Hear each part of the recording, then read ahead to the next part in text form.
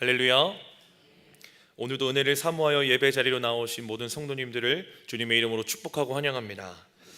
최근 몇 달 전부터 청년들과 말씀을 듣기에 앞서서 먼저 함께 선포하는 것이 있는데요, 한번 가슴에 손을 얹고 우리 이렇게 믿음으로 선포해 보겠습니다. 3번 해보겠습니다. 내 마음아 열릴지어다. 3번 시작. 내 마음아 열릴지어다. 내 마음아 열릴지어다. 내 마음아 열릴지어다. 아멘. 오늘도 말씀의 씨앗이 내 마음밭에 뿌려질 것이고, 오늘도 주님 찾아오셔서 내 마음의 문을 두드리실진데, 내 마음에 활짝 열려 있어야 말씀의 씨앗이 심기고 또 찾아오신 주님을 맞이할 수 있습니다. 이 시간 축복하기를 오늘도 기대하고 사모하는 마음으로 말씀을 듣고 큰 은혜 받고 돌아가시기를 주님의 이름으로 축복합니다. 오늘 함께 읽은 누가복음 15장에는 너무나도 유명한 탕자의 비유가 기록되어 있습니다. 오늘 이 예수님의 비유를 듣는 회중들은 크게 두 부류의 사람들이었는데요, 첫째는 세리와 창녀와 같은 죄인들이었습니다. 둘째는 바리새인과 서기관 등 종교 지도자들이었습니다. 따라서 오늘의 이 탕자 비유는 세리와 창녀와 같은 죄인들을 향한 말씀인 동시에 또 바리새인과 서기관인 종교 지도자들을 향한 말씀이기도 합니다. 그리고 또 누구를 향한 말씀일까요? 오늘 이 자리에 나오신 저와 여러분을 향한 하나님의 말씀입니다. 그렇기에 오늘 내게 주시는 말씀임을 기억하고 내 현재의 모습을 대입해보며 말씀을 들으시기를 축복합니다. 한 아버지에게 2명의 아들이 있었습니다. 하루는 둘째 아들이 아버지에게 와서 자신에게 줄 재산을 미리 달라고 요구하죠. 의아하게도 아버지는 둘째 아들의 요구대로 재산을 미리 줍니다. 그리고 며칠이 지나지 않아 이 둘째 아들은 받은 재산을 가지고 먼 나라 타국으로 가서 허랑방탕한 삶을 살아갑니다. 허랑방탕하게 살았으니 재산은 말할 것도 없이 얼마 가지 않아 모두 탕진하게 됩니다. 그리고 그 땅에 흉년이 들어 비로소 궁핍하게 되죠. 그래도 어떻게라도 살아보겠다고 한 사람에게 빌부터 돼지치는 일을 하며 살아갑니다. 그러나 돼지가 먹는 쥐염 열매조차 얻지 못하는 가장 불쌍한 취급을 받고 살아갑니다. 이때 둘째 아들은 스스로 돌이켜 내가 아버지께 죄를 지었으니 이제는 아버지의 아들이 아닌 품꾼의 하나로 보소서 하리라 하며 일어나 아버지께로 돌아갑니다. 아버지는 아직도 거리가 먼데 멀리서 돌아오는 둘째 아들을 발견했습니다. 이때 여러분이 아버지라면 어떻게 하시겠습니까? 보기를 드리겠습니다. 1번 이미 집 비밀번호를 바꿨거나 이사를 갔다. 자, 2번 옳거니 이때만을 기다렸다 하며 실컷 매질한다. 3번 불쌍히 여기며 돌아온 아들을 환대한다. 몇 번이십니까? 3번이라고 말씀하시겠지만 사실은 하나님만 3번에 해당하시고 우리 대한민국 아버지 어머니는 대부분 1번, 2번일 확률이 높다는 것입니다. 아버지는 거리가 멀었지만 저 멀리서 처벅처벅 걸어오는 이가 둘째 아들임을 단번에 알아챌 수 있었습니다. 왜일까요? 아버지는 아들이 떠난 그때부터 언제 돌아올지도 모르는 그 아들을 그 자리에서 하염없이 기다리고 있었기 때문입니다. 그렇게 그를 보고 측은히 여겨 달려가 목을 안고 입을 맞춥니다. 그리고 새 옷을 갈아입혀주고 손에 가락지를 껴주고 신발을 신겨줍니다. 또 살진 송아지를 잡아 큰 잔치를 벌입니다. 이것이 우리가 잘 알고 있는 탕자 비유의 줄거리입니다. 그런데 오늘 함께 읽은 25절 이하로는 누구의 이야기가 나옵니까? 맏아들에 대한 이야기입니다. 맏아들은 밭에 있다가 돌아와 집에 가까이 이르렀을 때쯤 성대한 잔치 소리를 들었습니다. 아마도 이 맏아들은 의아했을 것입니다. 왜죠? 지금 집안의 분위기는 집 나간 둘째 동생 때문에 잔치집이 아니라 어떤 집이었을까요? 초상집이었기 때문이죠. 그렇게 한 종을 불러 무슨 일인지 묻습니다.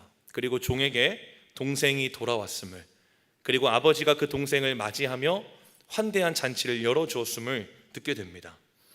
이 이야기를 전해드는 맏아들의 반응이 28절인데요 우리 28절 말씀 함께 읽어보겠습니다.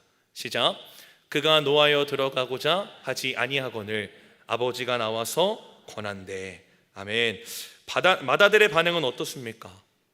노하며 잔치 자리에 들어가려고 하지 않았다는 겁니다. 그런데 아버지는 잔치에서 직접 나와 그러한 맏아들을 계속해서 권하고 있습니다.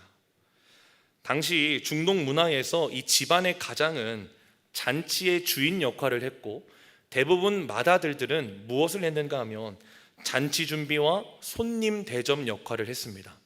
그런데 오늘 지금 맏아들이 잔치에 들어가지 않는다는 것은 맏아들로서의 역할을 거부하고 있다는 것입니다. 이것은 이 당시 문화에 따르면 아버지의 명예를 실추시키는 것과 같았습니다. 그럼에도 아버지는 직접 나와 그러한 맏아들을 계속해서 권면하고 있다는 것입니다. 그렇다면 아버지는 왜 이렇게까지 했을까요?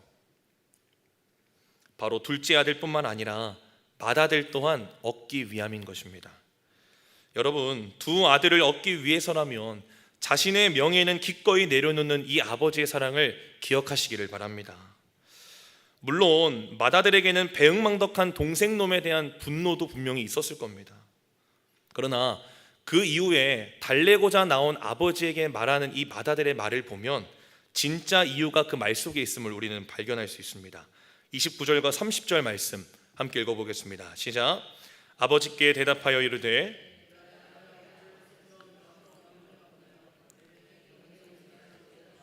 나와 내 벗으로 즐기게 하신 일이 없더니 아버지의 살림을 창녀들과 함께 삼켜버린 이 아들이 돌아오매 이를 위하여 살찐 송아지를 잡으셨나이다. 아멘. 29절과 30절 말씀을 잘 보십시오. 맏아들로 하여금 크게 노하게 만드는 이유는 무엇입니까? 나에겐 염소 새끼 한 마리 안 줬는데, 동생에겐 그냥 송아지도 아니고 어떤 송아지요? 살찐 송아지를 잡아줬기 때문일까요? 아닙니다. 오늘 맏아들은 단순히 아버지가 돌아온 동생을 환대해줬기 때문에 분노하고 있는 것이 아닙니다. 맏아들의 말을 유심히 보면 지금 맏아들은 여러 해 아버지를 섬겨 명을 어김이 없었던 것에 대한 자신의 의를 주장하며 어떠한 보상도 없었음에 대해 지금 따지고 있는 것입니다. 아버지, 나는 여러 해 아버지를 섬겼고 그동안 아버지 말씀에 내가 토를 달았습니까? 아니면 어겼습니까? 근데 왜 내게는 염소 새끼 한 마리 주지 않는 겁니까? 라고 하며 토를 달고 있는 것입니다. 그런데 여러분, 오늘 맏아들이 크게 착각하고 있는 것이 있습니다. 한번 여러분에게 여쭤보겠습니다. 염소 새끼나 살찐 송아지는 아버지의 명을 어기지 않아야 받을 수 있는 걸까요? 잔치라고 하는 것은 내가 아들로서 정말 아버지 앞에 흠없이 최선을 다해 살아갈 때만 아버지가 비로소 그때 열어줄 수 있는 걸까요? 아니요, 그렇지 않습니다. 염소 새끼나 살찐 송아지는 내가 때론 아버지의 명을 어겨도 아버지께 받을 수 있는 것입니다. 여러분, 제가 바울이가 장난감을 깨끗이 치우지 않으면 여보, 오늘부터 얘 밥 주지 마 할까요? 안 하겠죠. 요한이가 지 마음대로 하겠다고 울고 불고 뗐으면 물론 물려줄 재산도 없지만 너 10원 한 푼 못 가져간다 라고 하겠습니까? 아니죠. 여러분, 염소 새끼나 살찐 송아지는 때론 아버지의 명을 어길지라도 아버지께 받을 수 있는 것입니다. 때론 둘째 아들과 같이 아버지의 재산을 가지고 먼 타국으로 가서 허랑방탕한 삶을 살다가 돌아올지라도 자녀이기에, 아들이기에 아버지의 은혜로 주어질 수 있는 것이라는 것입니다. 재산도 마찬가지죠. 재산은 자녀들에게 주어지는 마땅한 보상이 아닙니다. 재산은 자녀이기에 아버지의 은혜로 주어지는 것입니다. 그렇다면 왜 맏아들은 은혜가 아닌 보상이라고 생각했을까요? 이것이 오늘 설교의 중점입니다. 29절 말씀을 다시 보면 이렇게 이야기합니다. 내가 여러 해 아버지를 섬겨 명을 어김이 없거늘. 여러분, 이 구절에서 섬기다라는 단어를 주목하십시오. 여기서 섬기다라고 하는 헬라어 이 듈리오는 단순히 섬기다, 순종하다라는 의미가 아닙니다. 이 듈리오라고 하는 섬기다라고 하는 이 단어는 노예가 되다, 종처럼 섬기다라는 뜻도 담겨 있습니다. 즉, 오늘 맏아들은 자기 스스로를 아버지의 아들이 아닌 품꾼으로 여기며 아버지를 종처럼 섬기고 있다는 것입니다. 분명 아버지의 집에 있지만 맏아들에게 있어서 아버지의 집은 마치 주인의 집처럼 여겨졌다는 것이죠. 참 재밌는 부분이 있습니다. 오늘 동생이 돌아올 때 이 맏아들은 어디에 있었을까요? 오늘 말씀을 읽어보니 밭에서 일하고 있었습니다. 여러분, 이 맏아들은 아버지께 상당히 충성된 사람입니다. 동생이 집을 나갔건 집이 초상집이던 아버지에게 맡겨진 일들을 충성되이 감당하는 것이 오늘 이 맏아들이라는 것이죠. 그런데 여러분, 중요한 것이 있습니다. 아들은 아니었습니다. 충성된 사람이었지만 아들은 아니었습니다. 그저 충성된 품꾼 중 한 사람이었습니다. 아니, 아버지는 그를 아들로 여겼지만 맏아들 그는 스스로를 품꾼처럼 여기며 살고 있었다는 것입니다. 놀라운 것은 성경은 둘째 아들만 재산을 받았다고 말하지 않습니다. 이 비유가 시작되는 처음 12절 말씀을 보면 이렇게 기록합니다. 제가 읽겠습니다.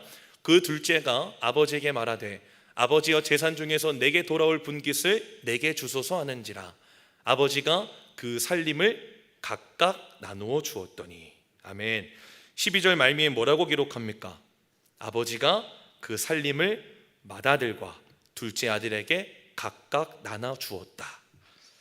여러분, 저때 둘째 아들만 미리 유산을 받은 게 아닙니다. 맏아들도 함께 받았습니다. 그리고 율법에 의하면 맏아들은 아버지의 재산 중 3분의 1을 받게 되어 있습니다. 그렇다는 것은 3분의 1만 받은 내 동생보다 몇 배를 받았습니까? 2배를 받은 것이죠. 어쩌면 맏아들에게는 이미 염소 새끼보다 더 큰 재산이 아버지의 은혜로 주어졌습니다.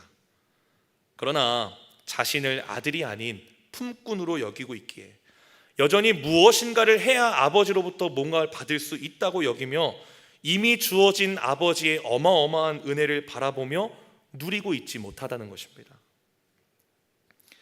여러분, 오늘 저와 여러분에게도 이미 하나님께서 자녀로서 큰 은혜를 주신 줄로 믿습니다.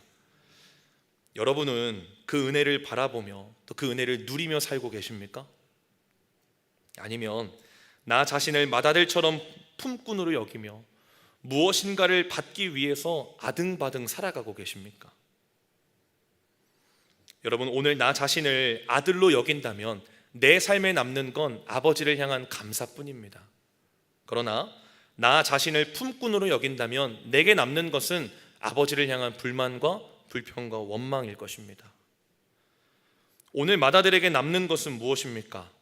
아버지를 향한 불만, 원망뿐입니다. 왜 그럴까요? 자신을 아버지의 아들이 아닌 품꾼으로 여겼기 때문입니다. 즉, 내가 아버지를 섬기며 명을 어기지 않아야 아버지로부터 무엇인가를 받을 수 있다고 착각하고 있는 것입니다. 그렇기에 그렇게 하지 않은 동생에게 환대를 베푸는 아버지의 사랑과 은혜가 부당하다고 말하는 것이죠. 여러분, 품꾼과 아들의 공통점이 있습니다. 바로 품꾼은 상전의 말을 듣고 이 아들은 아버지의 말을 듣고 따른다는 것입니다. 하지만 품꾼과 아들의 차이점이 있다면 품꾼은 주인을 딱히 사랑하지 않아도 직업이기에 따를 수 있습니다. 그러나 아들은 아버지를 사랑하기에 그 사랑에 의해 따르는 것입니다. 품꾼은 해야 되는 일이기에 순종하고 싶지 않아도 억지로 합니다. 하지만 아들은 아버지를 기쁘게 하는 일이기에 순종하는 마음으로 하는 것입니다. 이것이 품꾼과 아들의 차이입니다. 오늘 설교 제목이죠. 품꾼인가 아들인가? 여러분에게 묻겠습니다. 여러분은 품꾼으로 살고 계십니까? 아들로 살고 계십니까? 여러분은 신앙생활을 품꾼 중 한 사람으로 하고 계십니까? 아니면 자녀 중 한 사람으로 하고 계십니까? 존 웨슬리의 표준 설교 중 종의 영과 양자의 영이라는 설교를 보면 하나님께 나아감에 있어서 크게 종의 영 아래에 있는 사람과 양자의 영 아래에 있는 사람이 있다고 말합니다. 그러면서 이 두 사람의 특징을 이렇게 소개합니다. 이 웨슬리의 조금은 어려운 표현을 제가 좀 쉽게 표현을 해봤는데요, 우리 함께 화면을 보고 함께 읽어보겠습니다. 시작. 종의 영 아래에 있는 사람은 하나님을 사랑하기보다 두려워한다. 그렇기에 순종하지만 참된 사랑 안에서가 아닌 어떠한 형벌에 대한 두려움과 보상에 대한 기대감 때문에 하는 것이다. 하지만 양자의 영 아래에 있는 사람은 하나님을 아바 아버지라 부른다. 또한 이제는 순종의 동기가 형벌에 대한 두려움과 보상에 대한 기대감에서 하나님을 사랑함으로 바뀌게 된다. 아멘. 어떻게 보면 종의 영 아래에 있는 사람은 품꾼이고 양자의 영 아래에 있는 사람이 바로 아들입니다. 여러분, 이것이 바로 아버지의 품꾼으로 살아가는 사람과 아버지의 아들로 살아가는 것의 가장 큰 차이점입니다. 로마서 8장 15절 말씀은 이렇게 말합니다. 우리 한 목소리로 같이 읽겠습니다. 시작. 너희는 다시 무서워하는 종의 영을 받지 아니하고 양자의 영을 받았으므로 우리가 아빠 아버지라고 부르짖느니라. 아멘. 다시 한번 읽어보겠습니다. 시작. 너희는 다시 무서워하는 종의 영을 받지 아니하고 양자의 영을 받았으므로 우리가 아빠 아버지라고 부르짖느니라. 아멘. 할렐루야. 이미 우리는 양자의 영을 받은 하나님의 자녀인 줄로 믿으시기를 바랍니다. 이것이 복음이 우리에게 주는 가장 기쁜 소식인 것입니다. 따라서 복음 안에 담겨있는 하나님의 사랑을 발견해야 합니다. 우리를 향해 더 이상 종과 품꾼이 아닌 사랑하는 아들과 딸, 자녀라 부르시는 하나님의 사랑을 깨달아야 합니다. 저와 여러분 모두는 은혜로 인하여 믿음으로 구원을 선물로 받은 하나님의 자녀입니다. 여러분, 은혜는 무엇입니까? 내 힘과 노력과 의지로는 얻을 수 없는 그것을 얻게 된 것을 은혜라고 말합니다. 만약 내 힘으로 얻을 수 있었다면, 내 노력으로 얻을 수 있었다면 그것은 은혜가 아니라 보상인 것입니다. 여러분 기억하십시오.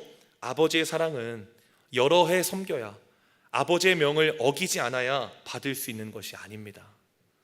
아버지의 사랑은 받을 자격 없는 나이지만 그분의 은혜로 우리에게 주어지는 것입니다. 만일 이것을 깨닫지 못하고 여전히 맏아들과 같이 무엇인가를 해야 얻을 수 있다라고 생각한다면 우리의 신앙생활은 기쁨과 자원하는 순종의 마음은 잃어버린 채 억지로 하는 행위로만 남을 수 있습니다. 하지만 아버지의 사랑을 은혜로 여긴다면 지금 저와 여러분이 하는 이 모든 예배와 섬김과 헌신 등 이 모든 것은 정말 아버지를 사랑하고 기뻐하며 순종하는 마음에서 우러나오는 아버지를 향한 또 다른 사랑의 표현이 될 것입니다. 이 아버지의 크신 사랑을 깨달아하는 저와 여러분 다 되시기를 주님의 이름으로 축복합니다. 끝으로 아버지에게 항의하는 이 맏아들의 말에 대한 아버지의 대답입니다. 31절 말씀입니다. 같이 읽습니다. 시작. 아버지가 이르되 예 너는 항상 나와 함께 있으니 내 것이 다 내 것이로되. 아멘. 그런 맏아들을 향해 아버지는 이렇게 부릅니다. 얘야. 그것은 아버지가 자녀를 부르는 가장 따뜻하고도 자비로운 호칭입니다. 맏아들은 자신을 품꾼이라고 생각했지만 아버지는 한 번도 그에게 품꾼이라고 부른 적이 없습니다. 맏아들은 자신을 품꾼으로 여기며 지금껏 살아왔지만 아버지에게는 그는 처음부터 끝까지 가장 사랑하는 자녀, 아들이었습니다. 그러면서 이렇게 말합니다. 너는 항상 나와 함께 있으니 내 것이 다 내 것이다. 아버지는 흥미롭게도 재산에 대한 이야기를 먼저 하지 않습니다. 아버지가 먼저 말한 것은 얘야 너는 항상 나와 함께 있단다. 재산에 대한 이야기가 아니라 관계에 대한 이야기를 아버지께서 먼저 하십니다. 왜냐하면 자녀에게 있어서 가장 큰 축복은 아버지와 함께 있는 것이기 때문입니다. 재산은 그러한 관계에서 자연스럽게 따라오는 것이, 아버지와 자녀에게 있어서 가장 중요한 것은 아버지와 함께하는 것, 그것을 하나님이 우리에게 요구하고 계심을 여러분 기억하시기를 바랍니다. 여러분은 하나님께 무엇인가를 받기 위해 신앙생활하고 계십니까? 아니면 하나님을 사랑하기에 신앙생활하고 계십니까? 내 것이 다 내 것이로다 라는 이 아버지의 말처럼 저와 여러분에게는 이미 자녀의 특권이 있습니다. 그 자녀의 가장 큰 특권은 아버지를 가까이 하며 언제든지 아버지께 나아가 아버지와 함께 할 수 있는 것입니다. 그렇기에 시편 기자는 이렇게 고백하죠. 하나님께 가까이 함이 내게 뭘까요? 복이라. 하나님께 가까이 함이 내게 복이라. 그것이 자녀의 가장 큰 축복이자 특권인 것입니다. 또한 자녀이기에 언제든 아버지의 염소 새끼와 살찐 송아지를 받아 누릴 수 있습니다. 아니 그것 외에도 아버지의 모든 것을 받아 누릴 수 있는 것이 바로 자녀된 특권입니다. 구하라 그러면 너희에게 주실 것이라는 예수님의 말씀처럼 여러분의 필요와 결핍을 아시는 하나님께, 그 아버지께 자녀답게 구하여 누리시기를 주님의 이름으로 간절히 소망합니다. 이제 말씀을 맺습니다. 오늘 드려지는 이 예배도 마찬가지입니다. 내가 품꾼이라면 오늘 이 예배는 그저 주인에게 무엇인가를 얻기 위한 하나의 수단입니다. 내가 품꾼이라면 내가 하는 봉사는 그저 일이며 헌신은 기쁨과 순종이 없는 억지일 수 있습니다. 그러나 내가 하나님의 자녀라면, 내가 하나님의 아들이요 하나님의 딸이라면 오늘 이 예배는 사랑하는 아버지와의 만남인 것입니다. 내가 자녀라면 봉사는 기쁨과 자원하는 순종이고 헌신은 아버지를 향한 사랑의 또 다른 표현이 되는 것입니다. 물론 오늘 아버지를 향한 맏아들의 섬김과 순종, 충성 자체가 잘못된 것은 아닙니다. 아버지를 향한 섬김과 순종과 충성은 반드시 있어야 하죠. 그러나 그 모든 것에 아버지를 향한 사랑과 기쁨과 자원하는 순종이 없다면 나는 아들이 아닌 그냥 품꾼의 한 명인 것입니다. 여러분에게 마지막으로 묻겠습니다. 여러분은 품꾼입니까? 아들입니까? 여러분은 종입니까? 자녀입니까? 하나님은 오늘도 저와 여러분에게 가장 따뜻한 아버지의 음성으로 얘야, 사랑하는 아들아, 사랑하는 딸아, 사랑하는 자녀야 부르십니다. 간절히 축복하기를 오늘 이 시간부터 품꾼과 종으로서의 모든 모습을 벗어버리고 아버지께 사랑받는 귀한 아들과 딸, 자녀로서 하나님을 사랑하기에 기쁨과 자원하는 순종의 마음으로 신앙생활하는 저와 여러분 다 되시기를 주님의 이름으로 간절히 축원합니다.